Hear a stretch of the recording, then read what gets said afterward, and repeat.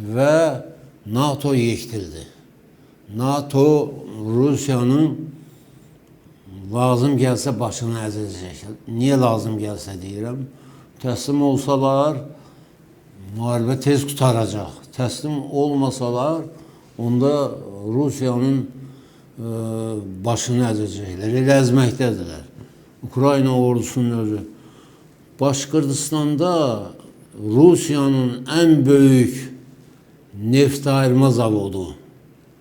Bu neft ayırma zavodu dünya texnologiyasının son nailiyyəti hesab olunur. Neft ayırma zavodu 50 Koreyanın istehsalıdır. Eloaft. Onu da deyim ki, həmin neft ayırma zavodundan birini Ulu Öndər Heydər Əliyevin təkidi ilə Bakıda tikmişdilər.